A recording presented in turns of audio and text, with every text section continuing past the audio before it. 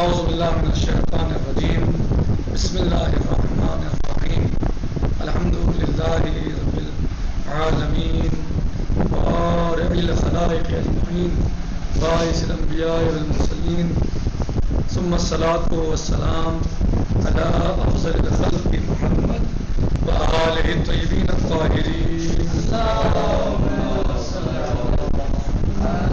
وعجل فرجهم۔ آج ہمارا درس کتاب علوم علم حدیث میں اقسام حدیث کے بارے میں ہے۔ حدیث کی قسمیں کون کون سی ہیں، کتنی قسمیں ہیں، وہ آج انشاءاللہ قدر ممکن بیان کی جائیں گی۔ گزشتہ آغاز میں اس نقطے کی طرف اشارہ کیا جا چکا ہے کہ راویوں کے حالات کے اعتبار سے روایات کی 4 قسمیں ہیں۔ راویوں کے حالات کے اعتبار سے روایات کی 4 قسمیں ہیں۔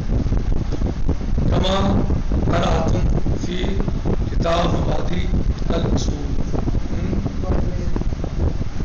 نمبر 1 صحیح، نمبر 2 حسن، نمبر 3 موثق، نمبر 4 ضعیف۔ اس کے بعد اس امر کی بھی وضاحت کی جا چکی ہے، اس کے بعد اس امر کی بھی وضاحت کی جا چکی ہے کہ صحیح کا مفہوم دور قدیم میں اس مفہوم سے مختلف تھا جو 7ویں صدی کے بعد عالم وجود میں آیا ہے۔ یعنی اس امر کی وضاحت کی جا چکی ہے کہ صحیح کا مفہوم جو آج ہے، ابتدائی دور میں صحیح کا مفہوم اس سے مختلف تھا، الگ تھا۔ اس کے بعد اس کے امر کی بھی وضاحت کی جا چکی ہے کہ صحیح کا مفہوم دور قدیم میں اس مفہوم سے مختلف تھا جو 7ویں صدی کے بعد عالم وجود میں آیا ہے۔ اس کا مطلب یہ ہرگز نہیں ہے کہ بعد والے حضرات کی نگاہ میں گزشتہ تمام صحیح روایتیں غلط تھیں، ایسا نہیں ہے۔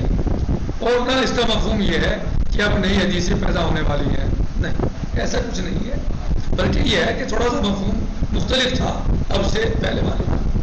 بلکہ بات صرف اس قدر ہے کہ صحیح حدیث کی تلاش اس کے اعتبار اور استناد کے لیے کی جاتی ہے۔ صحیح حدیث کی تلاش کس لیے ہوتی ہے؟ اس کے اعتبار اور استناد کے لیے کی جاتی ہے۔ اور دور قدیم میں اعتبار اور استناد کے لیے بہت سے راستے موجود تھے۔ یعنی آج آپ صحیح حدیث کی تلاش کیوں کرتے ہیں؟ اس کا اعتبار ہوتا ہے، اس کی سند مضبوط ہوتی ہے۔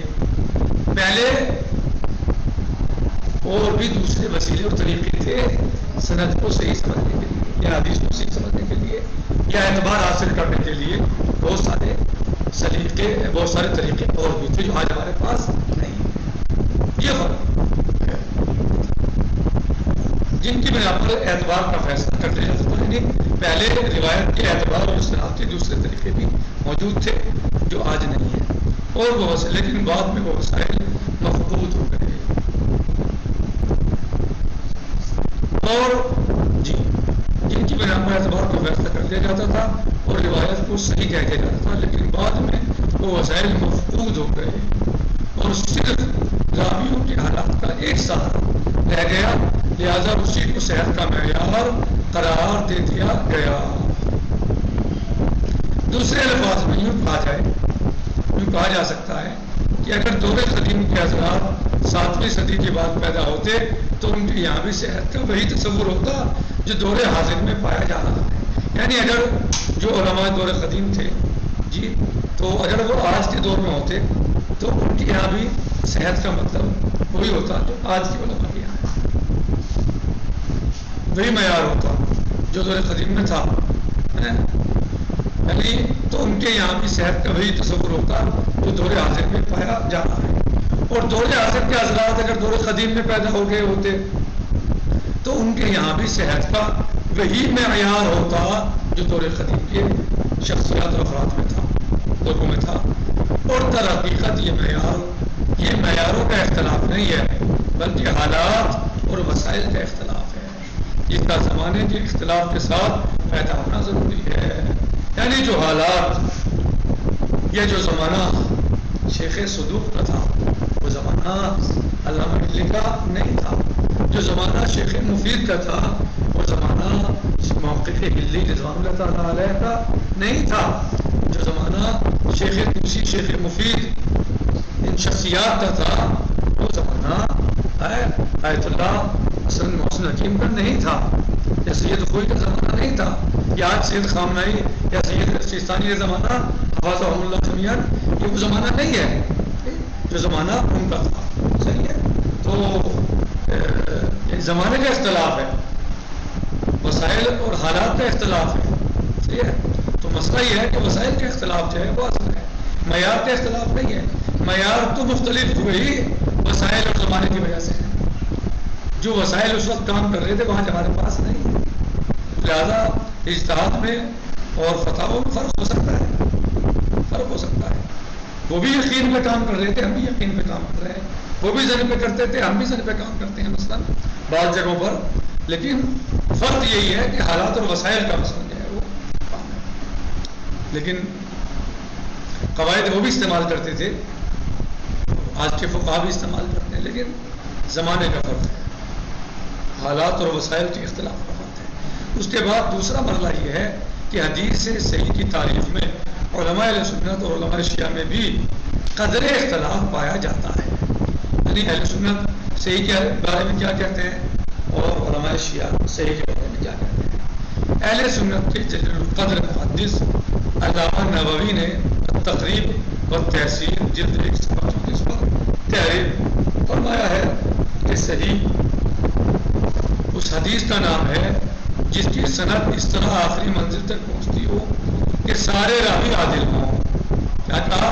جس کی سند اس طرح آخری منزل تک پہنچتی ہو کہ اس کے سارے راوی عادل ہوں، ان کی ضبط حدیث کی صلاحیت تام ہو. تام یعنی مکمل ہو. ضبط حدیث تو سمجھتے ہیں، گزر چکے ہیں درس میں. یعنی حدیث کو یاد کرنے کی، محفوظ رکھنے کی، سمجھنے کی پوری صلاحیت ہو. اور حدیث نہ شاذ ہو، حدیث شاذ بھی نہ ہو کہ جمہور اس کے خلاف ہو. یعنی پورا سماج ماحول جمہور علماء اس کے خلاف ہے، جمہور علماء اس کے خلاف ہے، اور ایک حدیث ہے بس شاذ ہے، شاذ و نادر حدیث ہے، جمہور علماء اس کے خلاف نہ ہو. اور نہ حدیث کے اندر کوئی ایسی کمزوری پائی جاتی ہو جسے صرف اہل فن ہی سمجھ سکتے ہوں. صحیح. اور عام لوگوں کی نظر میں حدیث بالکل درست اور بے عیب ہو. یہ میں نے تعریف کی. اور اس بنیاد پر پہلی صحیح کتاب صحیح بخاری ہے اور اس کے بعد صحیح مسلم ہے.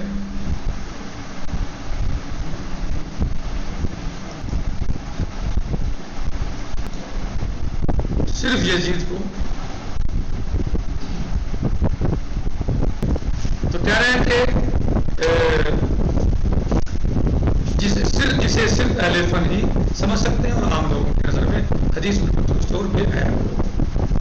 آج ہم یہ ہے وہ، اور اس بنیاد پر پہلی صحیح کتاب صحیح بخاری ہے وہ بیان کر رہے ہیں. یعنی ان کا نظریہ ہے اور اس کے بعد صحیح مسلم ہے. لیکن اس کا یہ مطلب حدیث نہیں ہے کہ حدیث قطعی اور یقینی ہے. صحیح ہونا راویوں کی صداقت کی بنیاد پر ہے اور قطعی ہونا سے الگ ایک مسئلہ ہے. انشاءاللہ ہم باقی جو ہے اس بارے میں کل بیان کریں گے، جو وقت تمام ہو چکا. آج اسی پر اکتفا کرتے ہیں.